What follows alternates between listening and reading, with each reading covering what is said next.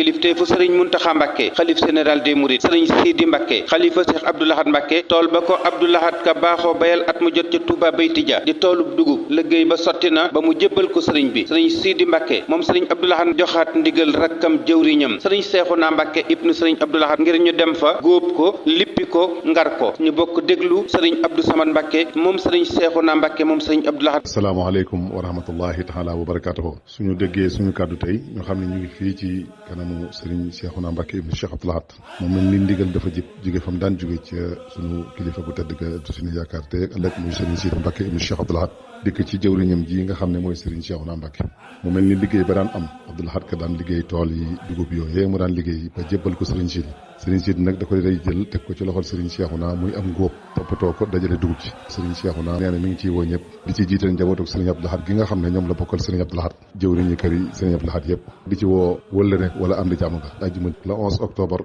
mooy départ bi ci kër sëriñ Seexuna Mbàkke gi ci corniche ci lañuy gont fanaani ca tool ya sëriñ Seexuna Mbàkke mi ngi ciy woo ñëpp di jiital ci liggéey bi nag ñi nga xam ne ñooy fédération Maarif te lëkkale mboolem daayira sëriñ Seexuna yëpp di ci woo ñi ci biir réew mi ak ñi ci bitim réew mi ñëpp ak képp kuy wëllëre sëriñ Sidi Mbàkke ibnu Cheikh Abdou Lahad moo ñu koy liggéeyloo bëgg ñoo dimbali ak yéene ñu liggéeyal sëriñ Tuubaa rek moo tax mu dañu ko sant kon nag nañ ci def suñu pastéef def ci suñu yitte def ko ni ko sëriñ bi bëggee te fas ci suñuy aajo ndax àttan na ko te liggéey bi mën na ko lépp loo xam ne nag luy defar liggéey bi la ak nu ko nit mën a rek mu def ko sëriñ bi nee na mi ngi ciy woo ñëpp. ngóobum tooli Touba Bayti Dia nu war a départ ajjuma fukki fan ak benn ci weeru octobre 2024 fanaani Bayti Dia bu ñu xëyee góob tool ba lippi ko ngar ko sëriñ bi sant mbooloo mi soññ leen ñaanal leen yëwi leen sëriñ Seexuna Mbàkke nag di ko yëgal ku mbokkal sëriñ Touba ku mbokkal sëriñ Abdou Lahad Mbàkke bokki Mbàkke ak mbusoobe seexi yoon bi bokki jullit yi ak bokki taalibe yi rawati bokki dëkkandoo yi bëgg nu farlu ca te fonk ko te waajal ko teel a dem te yóbbaale ay njëfandukaay lu mel ni ngóobaan ak paaka ak i buum ak i parla ak lépp lu mën a yéwé na liggéey ba sëriñ baa ngi ñaan nu am ca jàppandal làq ci ngërëmul yàlla ak pajuk aajo barke Cheikh Ahmadou Bamba barke sëriñ Abdou Lahad